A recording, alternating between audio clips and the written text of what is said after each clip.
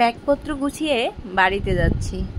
বাড়িতে যাওয়ার ছোট ছোট অংশ আপনারা আগেই দেখেছেন, আমি রিলসের মাধ্যমে আপনাদের সাথে তুলে ধরেছি। তো এখন থাকছে আজকে বাড়ি যাওয়ার পুরো অংশটি। আশা করছি সবার ভালো লাগবে। ভালো লাগলে অবশ্যই পরিবারের সাথে থাকবেন।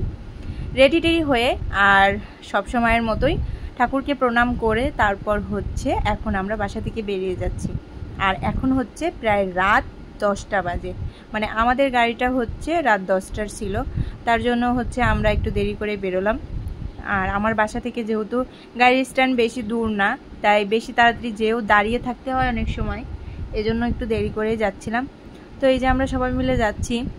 আর বাড়িতে কেন যাচ্ছি অবশ্যই আপনাদের সাথে শেয়ার করব, তবে সেই পর্যন্ত আমার সাথে থাকতে হবে।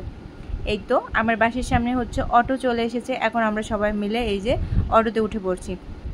বাসা থেকে বেরিয়ে আসার সময় আসলে অনেক কিছু দেখে আসতে হয়, কারণ যেহেতু আমরা গ্যাসের লাইন, কারেন্টের লাইন সব কিছু ব্যবহার করে থাকি, তাই এগুলো সব সময় বাসা থেকে বেরোনোর আগে দেখে শুনে তারপর বেরোতে হয়। তো মনার বাবা সব কিছু দেখে তালা টালা দিয়ে বেরিয়ে গেল। আর এখন আমরা এই যে অটোতে উঠে পড়েছি। আর উঠে তারপর এই যে আমরা বাসের জন্য সবাই মিলে অপেক্ষা করছি। বাইরে রাত, একদম চারপাশে লাইট, গাড়ি ঘোড়া, তার মাঝে আমার গুলগুলি তো একদম দুষ্টুমি করছে।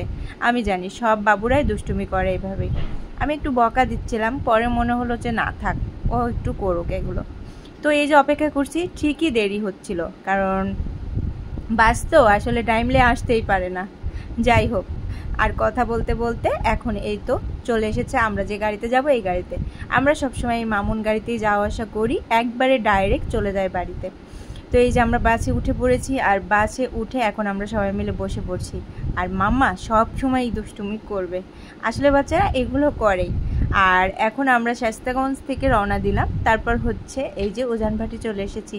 উজানভাটি হোটেলে খাওয়া দাওয়া করে তারপর ফ্রেশ হয়ে আবারও চলে এসেছি এখন হচ্ছে বাসের সামনে। আর তারপর বাস থেকে একদম সোজা পদ্মা সেতুর উপর দিয়ে বাড়ি চলে গেলাম। মানে আমরা ফরিদপুরে যেহেতু যাই, পদ্মা সেতুর উপর দিয়ে যেতে হয়। আর রাতের পদ্মা সেতুটা জাস্ট ওয়াও, খুবই সুন্দর লাগছিল রাতের পরিবেশটা।